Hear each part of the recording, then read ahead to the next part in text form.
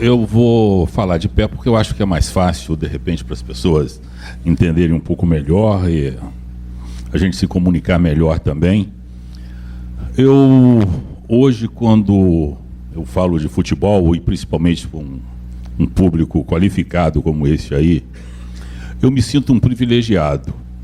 Eu me sinto um privilegiado por Deus ter me colocado, e eu nunca entendi por quê, no momento certo, na hora certa e nos locais certos. Eu acho que algum motivo isso poderia ter, ou então não serviu de nada, mas o fato é que as coisas comigo aconteceram meio que aleatoriamente. Eu, com 20 anos de idade, 21 anos de idade, morava lá em Volta Redonda, do mesmo jeito que estava lá o Edilson também, morava lá, uma turma boa que morava lá também, só que eu achei que lá não tinha muito o que fazer. Resolvi aportar aqui no Rio de Janeiro para trabalhar com o governador Brizola já em 83. Já lá quando eu cheguei lá no Palácio, eu fui indicado pelo partido para trabalhar com ele. Quando eu cheguei lá, tinha mais uns 500 também indicados pelo partido, também rodando lá pelos corredores. Era um absurdo, parecia uma festa lá, todo mundo procurando emprego. Eu consegui me encaixar lá numa sala.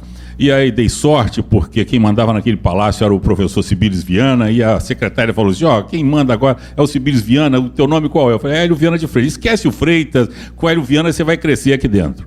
E aí foi desse jeito, daqui a pouco meteram o telefone vermelho na minha sala, eu com 20 anos de idade, colocaram o telefone vermelho, telefone direto, a secretária, que era doida, ela precisava de um chefe, porque ela tinha uma sala, mas se não arrumasse um chefe, eles iam tirar a sala dela. Então, eu era novo, mas ela me meteu lá, arrumou, e logo começaram os prefeitos a chegar. Ela mesma deu ordem lá na frente, que como o Brizola não recebia prefeito, os prefeitos que chegassem lá, vinham todos lá para a minha sala. E aí, tinha um vermelho lá, o que o senhor quer, prefeito? Eu quero antecipação de receita de ICM. Quem resolve isso? É o secretário de Fazenda, César Maia. Aí eu pegava lá, lembro até hoje, 111. Aí atende do outro lado lá. Aí, pois não? Eu falei, César? Sim, sou eu. César, Hélio Viana, Palácio Guanabara, tudo bem? Aí, na mesma hora, ele pensou no Cibiles Viana que mandava naquela porra, que eu nem conhecia. Aí ele, pois não, falou, estou com o prefeito aqui, Ivani Samel, que está precisando de dinheiro. Ele falou, pode mandar ele para cá. Eu falei, então vai ser muito, o governador vai gostar muito de saber que ele foi atendido. Não, pode deixar, pode avisar o governador que vai ser atendido. Aí daqui a pouco chega lá o prefeito de Niterói, eu lembro até os nomes, Valdemir Bragança, eu queria uma obra lá. Eu falei, quem é? O Salomão, secretário de obra. Ele, Salomão, Hélio Viana, Palácio Guanabara, tudo bem? Tudo bem, estou mandando o prefeito aí. Eu sei que no dia seguinte começou a aparecer prefeito, eram 64 municípios, e os 64 passaram pela minha sala num curso de uma semana.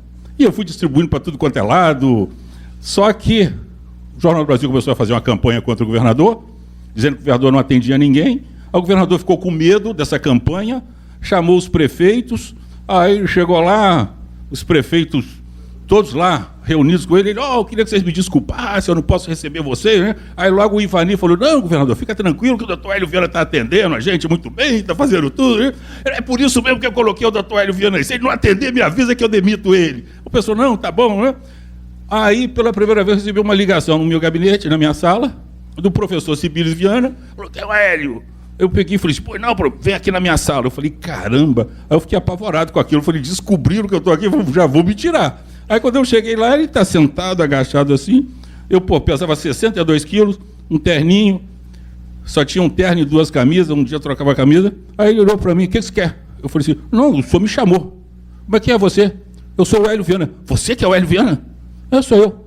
Vamos lá, o governador quer falar com você. Eu falei, caramba. Aí quando eu entro lá, o governador, você que é o Hélio Viana, ele falou, os prefeitos te elogiaram absurdamente, eu não sabia que era esse garotinho aí. Mas, bom, eu quero que você ajude aí o negócio da Cosseia, a empresa que a gente vai extinguir, mas eu vou colocar os bombeiros, então, junto com você, que eu já vi que você trabalha bem.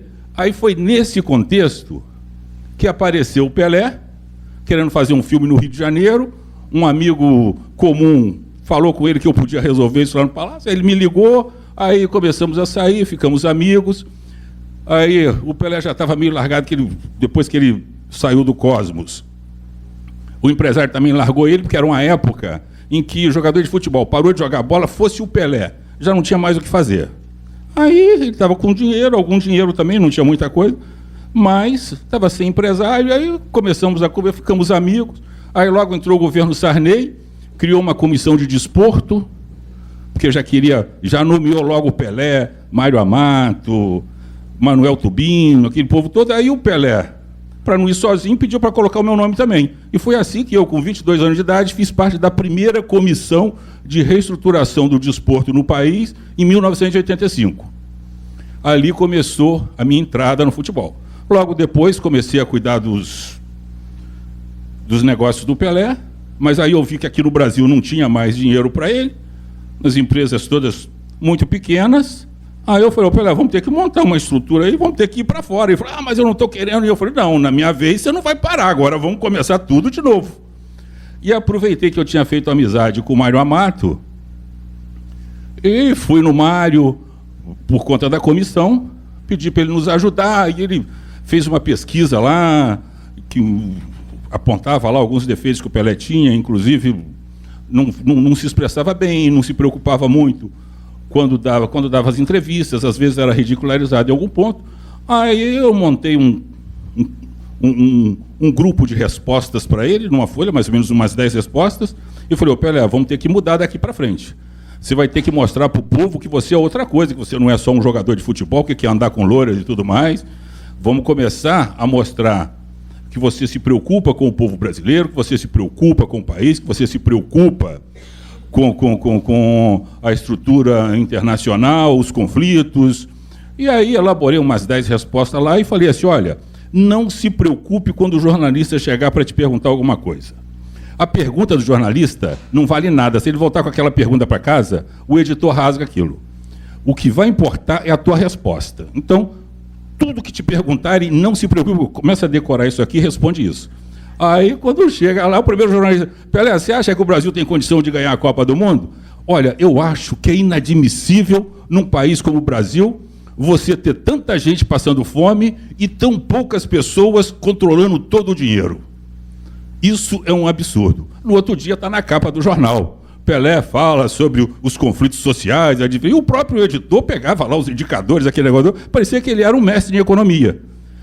E assim começou a dar certo o negócio e fomos fazendo pelo mundo afora. E foi isso, como eu sempre gostei muito de estudar, de ler, e hoje, graças a Deus, também sou bacharel em Direito, sou formado em Administração, meu mestrado na Fundação Getúlio Vargas também é em Administração. Então, isso me possibilitou acompanhar as transformações que o futebol foi sofrendo e foi passando ao longo do tempo, principalmente desde 1990.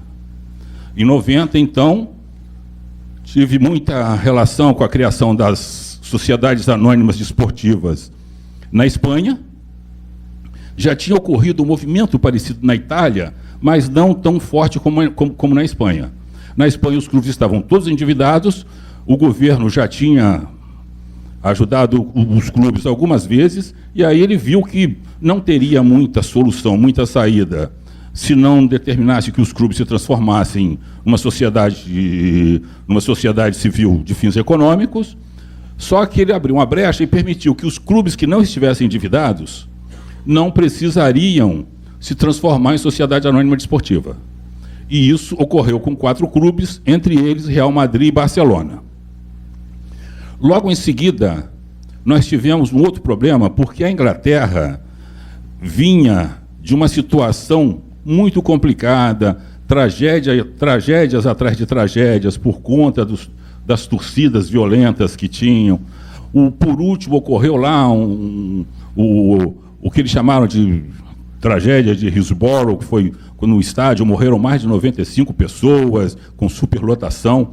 E aí nós tivemos lá o relatório Taylor, e por coincidência, e naquela época a Inglaterra estava também vindo de suspensões internacionais da FIFA por conta da violência toda, e foi que um juiz lá, Peter Taylor, resolveu fazer um relatório muito complexo e um relatório muito duro, exigindo que a partir daquele momento os clubes deveriam construir estádios próprios com cadeiras para cada torcedor identificados, uma série de exigências que a federação não tinha a menor condição de atender. Nós já vimos de uma pequena alteração que estava acontecendo no futebol espanhol. Isso já estávamos em 92. Eu tive possibilidade de acompanhar por ali, porque a gente vivia, eu tinha feito para o Pelé um contrato lá com a FIFA, o Fair Play, e a gente estava em todos os movimentos, e por conta também do interesse das pessoas em sentarem com o Pelé a conversar, eu aproveitava também para aprender um pouco mais. E aí acompanhei um pouco a dificuldade que eles tiveram e o impacto que ocorreu com a criação da Premier League. Para que a gente se recorde um pouco mais, em 89, Margaret Thatcher e o presidente Ronald Reagan começaram a implementar o que eles chamaram de globalização. Era uma forma de aumentar a receita dos seus países, ampliando as receitas e aumentando o potencial econômico, utilizando os outros mercados. Foi mais ou menos isso também que o Japão fez depois da Segunda Guerra. O Japão não tinha praticamente nada para vender e ninguém para comprar também. As pessoas não tinham dinheiro. Então ele começou a construir carros e vamos vender para fora. Saiu vendendo carro para o mundo inteiro e foi assim que eles recuperaram a economia deles. Então, esse processo de globalização, que começou na economia dos países, foi o principal ponto de partida que fez com que a Premier League se transformasse no tamanho que ela tem hoje. E aí entra no primeiro comparativo entre o futebol brasileiro e o futebol internacional. E eles passaram a ditar regra para o mundo inteiro. Por conta dessa obrigação, os clubes se reuniram e falaram, olha, a federação não vai nos salvar, a federação cuida de mais de 200 clubes, não adianta esperar nada de lá, vamos ter que resolver nós mesmos nossos problemas. Eles tinham vendido os direitos de transmissão de 91, foi aproximadamente 4 milhões de libras. E 90, acho que foram 4 milhões de libras, 91 foi um pouco mais, mas algo em torno de 30 ou 40 milhões de libras, não foi muita coisa. Eles se reuniram, resolveram criar a liga, foram para o mercado, num primeiro momento, para tentar atrair algum grupo econômico que quisesse comprar os direitos de transmissão, e foi aí que surgiu o Murdoch, com a ideia, aproveitando a ideia da globalização, e pensou o seguinte, se eu vender o futebol inglês para o mundo inteiro, eu saio de um mercado só e vou para 200. E é isso que acontece. Hoje, o futebol inglês é vendido para cerca de 200 países, 80 emissoras de televisões diferentes e mais streaming, tudo isso. Enquanto isso, o Brasil continua sendo vendido para uma emissora, um país assistindo. O futebol brasileiro está vivendo numa bolha ainda. Lá fora, ninguém nos assiste, ninguém nos vê. Porque nós nunca nos preocupamos com isso. Depois que o futebol inglês mostrou para o mundo como é que se transforma uma indústria, a Espanha foi na mesma direção. Eu me lembro, inclusive, que eu participei de um debate sobre marketing esportivo entre clubes com o Real Madrid, que a FIFA promoveu, e estava lá o Real Madrid explicando que a partir daquela data eles estavam começando a buscar receitas em outros países. E a partir dali, 70% das receitas de marketing dos clubes espanhóis vem de fora, 30% do mercado interno. No caso do Brasil, 100% ainda é o mercado interno. Então, isso começou a transformar o Real Madrid. E aí entra mais um detalhe. O nosso tempo é relativamente curto, então não dá para falar sobre tudo, mas eu vou pontuar algumas coisas. No caso do Real Madrid, por exemplo, o Real Madrid não se transformou em SAF, mas hoje é o maior clube do planeta. Quando nós falamos, por exemplo, que o Flamengo é o maior clube do mundo e que tem 50 milhões de torcedores, eu, inclusive, às vezes eu fico pensando, quem é o cara que anda rodando o Brasil inteiro perguntando se um é Flamengo, é Fluminense, é outro, para chegar nesse número, porque eu nunca vi ninguém. E aí, um dia desses, conversando com o presidente do Corinthians, eu até falei com ele. Eu falei assim, vocês estão parecendo no SBT, vocês concordaram com esse negócio de ser o segundo? Eu falei, mas o Flamengo tem a maior torcida. Eu falei, quem falou, quem andou contando? Quando fala vocês também, começa a falar que vocês empataram com o Flamengo e daqui a pouco passa o Flamengo. E pronto, porque é tudo história. Agora, é claro que tem uma torcida que tem uma história também. O Flamengo fez um trabalho em 33, mas isso é outra coisa. Só que o Real Madrid, hoje, só na China, tem mais de 100 milhões de torcedores. Pelo menos vários clubes, se você juntar a torcida de vários clubes, não dá a torcida que o Real Madrid tem só na China. Por quê? Porque isso é um trabalho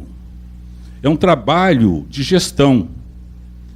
E aí é que entra a importância de olharmos para a gestão.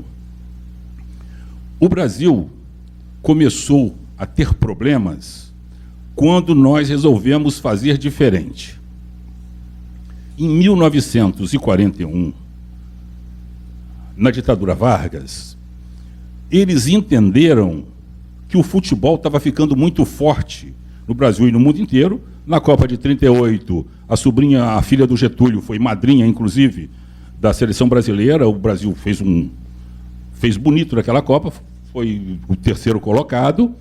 O Getúlio e o Estado Novo sentiram que ali tinha um potencial muito grande, criaram o CND e o CND passou a controlar todos os esportes, principalmente o futebol. É por isso que quando vocês olham hoje, todos os estatutos de todos os clubes são parecidos. Parece que é uma cópia um do outro. Como é que você pode entender que o time lá no Rio Grande do Sul tem um estatuto com as mesmas regras, os mesmos modelos, conselheiros, aquela coisa impeachment, aquelas coisas todas, que um aqui do Sul, que outro do Nordeste, que outro do Leste. Mas foi exatamente por conta disso. Este modelo que, inclusive, nos trouxe um outro principal problema, que é a não remuneração dos dirigentes esportivos.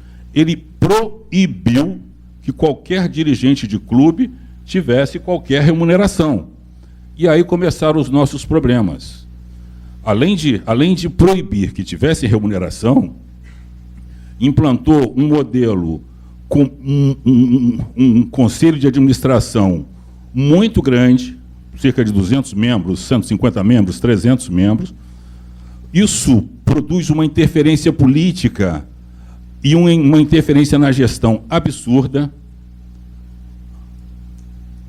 incentiva a remuneração indireta, dificulta o planejamento, e hoje o que a gente vê é isso aí. Fica difícil consertar, porque um presidente de clube, ele assume para um mandato de 3 anos, com 3 anos ele já chega lá no clube, normalmente o clube já está todo endividado, ele já tem que começar a resolver o problema do dinheiro, e já tem logo também que montar a equipe para começar a disputar. E naquele espaço já começam, os opositores já começam também com aquela história, vai cair, vai cair, vai cair, vai cair, e aí os que estão a favor começam a dar ideia. Você acorda todos os dias com mais de 100 pessoas querendo te dizer o que você tem que fazer no clube. E é um problema, são conflitos todos os dias. É difícil resolver, é difícil planejar, é difícil fazer uma boa gestão com todo esse complicador. E essa é uma herança que nós precisamos resolver. Esse problema, os outros clubes, principalmente na Europa, eles não tiveram. Porque eles não passaram por esse processo parecido com o nosso. E tem um outro problema aqui. Com a criação do CND, surgiram também as federações estaduais, que país algum tem. E aí o que acontece? Como as federações estaduais passaram a deter o poder da entidade de eleger o gestor máximo, aí vem outro problema aí. As federações estaduais começaram a implementar os torneios delas e o Campeonato Brasileiro passou a ser de menor importância, porque eles começaram a dominar. Eu me lembro que em 2001, quando eu fiz aí o Pacto do Futebol, nós tivemos, no ano de 2000, 116 clubes na primeira divisão, e em 2001, nós tivemos que fazer uma ginástica enorme para reduzir para 20, e foi meio que na briga, empurrando, que nós conseguimos aumentar o número de datas do calendário brasileiro. É só porque tinha uma CPI, os dirigentes todos morrendo de medo, aí nós conseguimos lá reunir todo mundo lá, ministros de esporte, todo mundo, Pelé, todo mundo, e aí nós conseguimos fazer o Campeonato Brasileiro com 38 rodadas e em pontos corridos, que só veio a ser implementado 2 anos depois, mas estava a determinação ali. E a Liga também. Só que a Liga depois não foi implementada, e seria imprescindível hoje para aumentar as receitas. Eu sei que pode ser um pouco complexo isso tudo que eu estou falando para vocês, mas no meu livro eu explico muito bem isso aí. O que isso veio a causar depois? Esse amadorismo e essa confusão que se criou no futebol brasileiro, fez com que hoje, por exemplo, os direitos de transmissão da Premier League fossem vendidos por 7 bilhões de libras, cerca de 48 bilhões de reais, e o nosso campeonato, 2 bilhões de reais. Agora, por que o nosso custa 2 bilhões de reais? Primeiro, o primeiro ponto é a incompetência. Primeiro ponto, incompetência. O segundo ponto é que todo esse emaranhado dificulta nós fazermos a principal mudança que já deveria ter sido feita há muito tempo. Nós estamos trabalhando com um calendário invertido. O calendário europeu vai de agosto a maio. E os jogos, normalmente, nos fins de semana. Não precisa necessariamente ser fim de semana, mas normalmente são nos fins de semana. No nosso caso, qual a importância de nossos jogos serem nos fins de semana? Por conta do fuso horário. Com esse calendário da Globo, de jogos 9h30 da noite, depois da novela, ninguém consegue acompanhar o futebol brasileiro. Você vai bater 3 horas da madrugada lá na Europa. Esse é um primeiro problema. E poderia ser, se nós colocássemos o futebol brasileiro, o campeonato brasileiro principalmente, que é o produto que mais pode gerar riqueza, se nós colocássemos o campeonato brasileiro somente nos fins de semana, nós teríamos 38 rodadas ali, com jogos no fim de semana, poderia 4 da tarde, encaixa perfeitamente bem no horário. Eles não têm jogos lá nos fins de semana, às 9 da noite, 10 da noite, ia ser maravilhoso, íamos aumentar a audiência absurdamente, íamos começar a vender o nosso futebol para o mundo inteiro. E o outro ponto também, que nos atrapalha muito, é esse calendário invertido, porque quando nós começamos, nós fazemos o nosso futebol de fevereiro a dezembro, nós atravessamos o período de férias deles. Eles param lá em junho e julho. Mas o que aconteceu de mais importante nesse meio? É que as entidades internacionais se enquadraram no calendário deles. Então você tem hoje, no período de junho e julho, você tem Copa do Mundo no ano, Jogos Olímpicos no outro, Copa América no outro, agora Mundial de Clubes no outro, tudo acontecendo naquele meio. Isso atrapalha o nosso campeonato. Além de atrapalhar o nosso campeonato, vem outro problema. Como é o período, é o intervalo deles, é o momento em que eles vêm todos para cá para levar nossos jogadores. Então, quase nunca nós temos um campeonato que começa com uma equipe e termina com a mesma equipe. Porque no meio do caminho eles vêm aqui, levam os principais e a gente vai. Então, isso nos atrapalha muito também. Então, nós temos este problema e aí já vai para as vendas também. O problema do marketing. Fica aquela história do ovo da galinha. Como a gente não faz um bom trabalho para vender nossos direitos lá para fora, nós também não temos fãs lá fora. Isso poderia nos ajudar muito com novas receitas de marketing. Nós poderíamos começar a ter patrocinadores globais. Imagina uma Bet que ia usar o Fluminense, por exemplo, para vender para os fãs do Fluminense no mundo inteiro, para ela pagar 20, 30 milhões de dólares, 40 milhões de dólares, é mole. Porque tem gente no mundo inteiro para comprar. E, inclusive, outros patrocinadores também. É isso que está nos atrapalhando de ter patrocinadores globais, além do fato de nossos diretores de marketing, eu não sei como eles são escolhidos, mas parece que eles frequentaram a mesma escola, porque todos eles adoram ficar sentados na cadeira, distribuindo ingresso e esperando os patrocinadores chegarem e fazerem oferta. por conta disso também você vê que quase tudo é parecido. Quase tudo é parecido. Uma empresa procura um clube, a outra procura outra, a outra procura outro, né? Eles vão ali, não tem criatividade. Quando eu peguei o Pelé, eu falei, Pelé, vamos lá para fora, é lá que está, vamos sair para conseguir Mastercard para o Pelé. Eu conversei com o Guido Toano, que era um diretor de marketing da FIFA, pedi para ele dar uma olhada, ver algum patrocinador que eu pudesse pegar lá, aí ele consultou, só o Mastercard se interessou. Só que houve uma confusão lá de datas, de reunião, ninguém me comunicou, aí o Mastercard desistiu.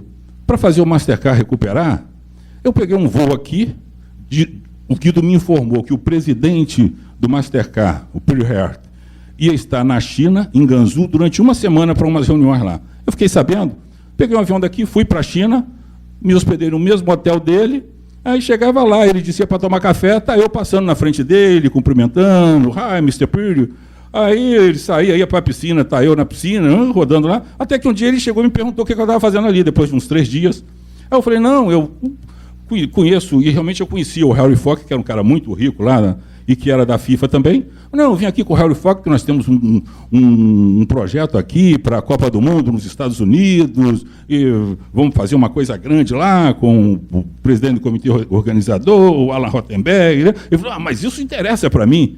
Eu falei assim, mas eu já estou conversando com o Harry Fox. Não, você tem que apresenta para o Mastercard primeiro, você tem condição de ir para Nova York? Eu falei, eu tenho. Ele pegou e falou assim, espera aí, ligou para a secretária, olha, o voo sai daqui a 3 horas, você pode ir? Eu falei, mas eu preciso falar com o Harry Fox. Ele, esquece o Harry Fox, pega esse voo, vai para lá, que a equipe do Mastercard está te esperando. Cheguei em Nova York, tinha umas 10 pessoas na mesa.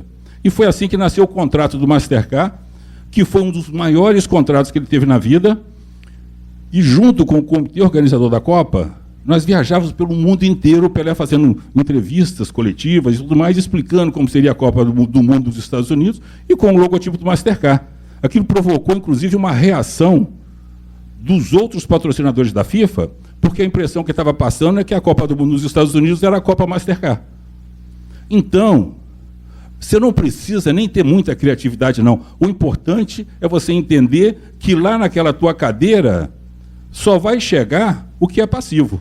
Se você quer fazer mudar, transformar, você tem que sair, vai para fora. E é isso que eu acho que principalmente os marqueteiros dos clubes deveriam fazer. Agora, independente disso, vamos chegar no modelo de gestão propriamente dito. No caso do Brasil, e quando nós fizemos a lei, eu fui o primeiro a criar lá, coloquei lá o artigo 27, que obrigava os clubes a se transformarem em empresas. Por quê? Porque o principal problema nosso é sair deste modelo que impede uma gestão profissional.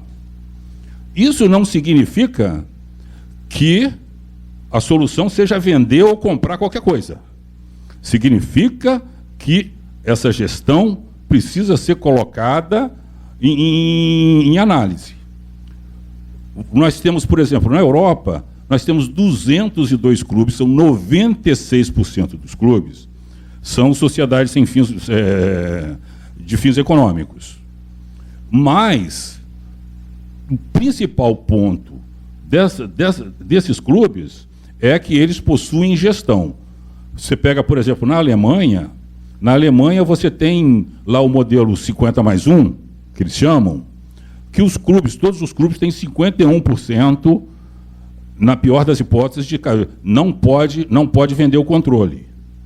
E usam 49% para alguém que queira investir ou alguma coisa assim, empresas, é até um modelo interessante, mas o que resolveu o problema do futebol na Alemanha, e isso a partir de 2000, foi a mudança do modelo de gestão. A gestão é que é imprescindível. No caso da Inglaterra, já era mesmo, os clubes já tinham dono, mas também o que funcionou lá foi a gestão. Na Espanha, se você olhar, a gestão do Real Madrid é impecável. É uma sociedade sem fins lucrativos, mas como funciona ali? Eles têm, o presidente eleito, ele é eleito com um conselho. Ele tem governança corporativa e as interferências políticas ou qualquer outra interferência, ela bate nesse conselho, ela não chega na gestão. Aqui a gestão é impactada direto pelos stakeholders. Você não tem condição de ter uma governança corporativa nesse modelo. E o que é a governança corporativa? Para quem não entende, você tem aqui a gestão e aqui os stakeholders, que são torcedores, sócios, conselheiros, todo mundo aqui. Você não pode deixar esse rolo todo aqui batendo direto aqui, que é o que acontece no futebol brasileiro. Você tem que ter aqui no meio um grupo de conselheiros que, nos processos mais modernos de gestão, eles são, no máximo, 7 conselheiros com o presidente, e você pode ter mais uns 2 ou 3, mas que sejam totalmente independentes e profissionais de mercado. É imprescindível que esses conselheiros tenham remuneração para evitar aquele conceito da remuneração indireta, e eles vão determinar qual é o planejamento que eles pretendem para esse clube, de que forma eles acham que podem atingir o que pretendem atingir, e aquelas regras ou aquelas normas ou aquelas determinações, eles vão buscar o melhor CEO do mercado, coloca lá, olha, você tem que bater essas metas. Bateu essa meta, aí vai ter uma remuneração melhor ou pior, mas vamos gerir dessa forma. E ele vai estar protegido, porque não vai ter torcedor, não vai ter conselheiro, não vai ter ninguém chegando lá na gestão, ele vai conseguir fazer a gestão dele. Esse grupo de conselheiros que visa a perenidade do clube vai acompanhar o trabalho dele e ele vai desempenhar o melhor papel. Eu acho que esse é um modelo que talvez funcionasse bem aqui no Brasil para quem não quer virar SAF. Quem quer virar SAF tem que ter um cuidado muito grande com quem vai comprar. Por que tem que existir esse cuidado?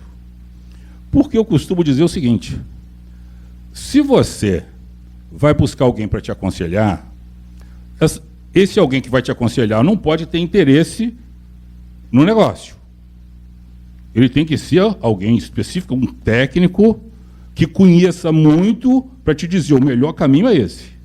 E aí, nesse ponto, é como o que tem acontecido no Brasil, é mais ou menos como você trazer um tarado para organizar o convento. Ele pode até organizar aquilo, mas vai dar problema. Vai aumentar a população do convento. Você chamar banco para dizer o que você vai fazer com o teu negócio, o banco não vai olhar o teu negócio, ele vai para lá olhar o dele. Então, temos que tomar muito cuidado com isso, e eu não estou falando contra, vários amigos, tenho muitos amigos banqueiros, meu filho, inclusive, é banqueiro também, e eu converso com meu filho e eu vejo ali, ele só enxerga o resultado do banco. E a última freira que achou que poderia confiar em banco foi o Eike Batista, que conseguiu, os bancos colocaram 50 bi no colo dele e depois tomaram 50 bi. Porque não é assim que funciona. Você primeiro tem que saber exatamente o que você quer. Aí é claro que aí o banco depois passa a ser um parceiro teu. Mas é importante você saber exatamente primeiro o que você quer. E, de repente, você sabendo o que você quer, será que eu vou precisar mesmo desse modelo? Será que se eu instituir uma governança corporativa no meu clube, se eu colocar um gestor, porque você acha que alguém que comprar o teu clube não vai colocar um grande gestor lá? Ou você acha também que alguém que comprar o teu clube vai pegar o dinheiro da vozinha dele, olha aqui, eu recebi essa herança, legal, pô, eu vou salvar aquele clube lá, vou pôr esse dinheiro lá. Não. Primeiro ele já não vai, quando ele entrar, já não vai colocar o dinheiro dele, ele vai colocar de alguém. E vai prometer resultado. E vai atrás de resultado. E vai colocar uma pessoa muito boa lá para buscar esse resultado para eles. Agora, será que a gente não tem condição de fazer tudo isso que o banco vai fazer, não? Então, pode ser que a gente tenha, pode ser que não tenha, mas eu acho que são tantas perguntas que devem ser feitas antes, porque depois não adianta chorar. Aí a gente vê lá, por exemplo, eu acompanhei a SAF do Vasco também. Realmente, O Vasco ali, a entrada da 777 foi importante naquele momento, porque o pessoal lá não conseguia fazer gestão. Não tinha condição. Cada um puxando para um lado, então a entrada deles foi importante naquele momento. Mas eu analisei os números, eles não colocaram nenhum tostão naquilo. Eles colocaram 310 milhões, que é o que hoje consta, e realmente colocaram, mas os 310 milhões, eles tiraram de lá mesmo. Então, o dinheiro saiu do próprio negócio para pagar o próprio negócio. E é um grande cuidado que todos nós temos que ter também. Porque, se vocês entenderem, no caso do futebol brasileiro, por conta desse modelo getulista, os clubes não têm dono. É como se você descobrisse um conjunto habitacional cheio de casas que é de ninguém. Aquilo lá foi construído por alguém, o dono morreu, ficou aquilo lá. Aí você vai entrar lá e você, quem estiver tomando conta daquele conjunto, você só tem que dizer para ele quanto você pretende colocar ali. Aí o cara concorda, vai embora e você coloca. Mas a partir do momento do minuto 1 que você comprou, você já é o dono. Então você é devedor de si próprio. A partir do momento em que um investidor entra num clube de futebol, no caso, no modelo brasileiro, ele entrou, ele virou dono. Se ele prometeu te dar 1 bi, ele não está dando para você. Esse 1 bi ele vai dar para o clube, só que o clube é dele, ele está dando para si próprio. Aí no meio do caminho ele fala assim, eu acho que eu vou reduzir meu investimento aqui, eu não vou pôr 1 bi mais não, acho que vou pôr só 500. Eu mesmo que resolvo. Não, acho que não vou pôr 500 não, acho que eu vou tirar mais algum. Então, no caso do futebol brasileiro, tem mais esse detalhe que a gente tem que prestar atenção. Eu não quero dizer que eu sou a favor ou contra nada, eu só sei que SAF é simplesmente mais uma sigla, e ela precisa ser bem analisada.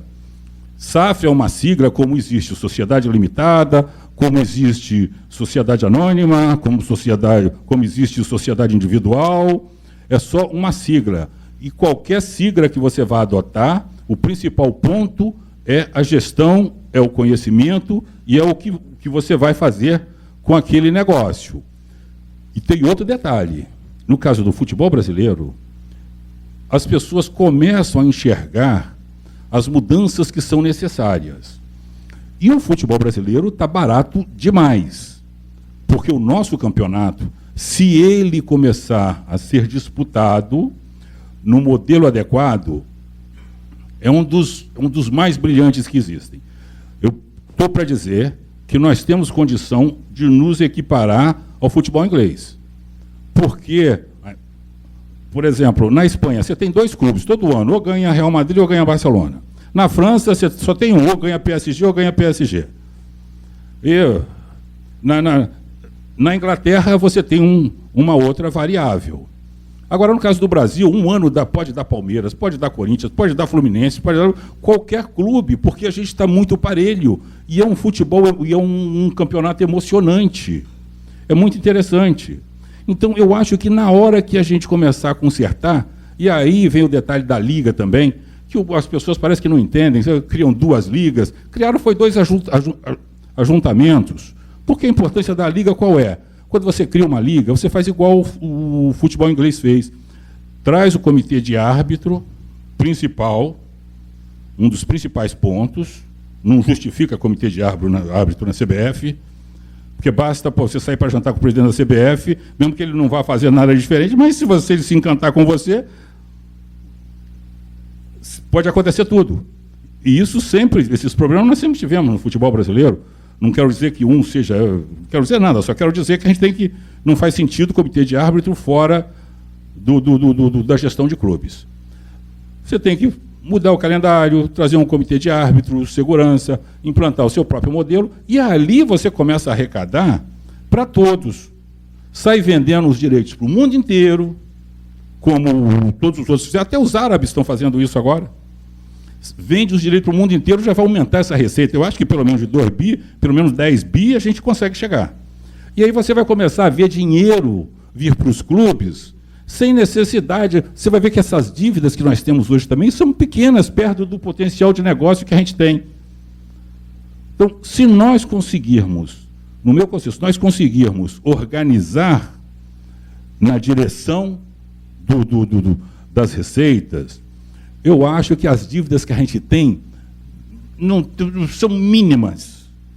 E acho também que, mesmo que não se organize tanto, se nós colocarmos uma gestão voltada para o profissionalismo, para o mercado, ir atrás, eu acho que assim também a gente resolve. Então, a única coisa que eu posso recomendar a todo mundo, e tem muito mais coisas para falar também, é não se precipitem. Eu acho que a dívida já está lá mesmo, já está do jeito que está. Vamos tentar olhar, analisar bem, pensar. Se a direção for essa, preste atenção também que no modelo do jeito que está, não tem muito investidor querendo entrar, porque também tirar dinheiro de clubes, os modelos que os fundos aceitam já estão mais ou menos delimitados. Por exemplo, lá fora, eles gostam de comprar um clube na terceira divisão, jogar para a primeira, vender e realizar o lucro. Tem mais ou menos um prazo de 5 anos. Então, é totalmente diferente. Não tem tanta gente, tantos investidores interessados em fazer. Corre o risco da gente cair também no colo de algum espertalhão, entendeu? Por isso que eu acho que, antes de fazer qualquer coisa, vamos criar um grupo, vamos analisar, vamos estudar, vamos ver se é isso mesmo, vamos ver se quem está orientando a gente entende mesmo, conhece, se sabe, ou simplesmente está no meio ali para pegar a parte dela. É igual um corretor de imóvel.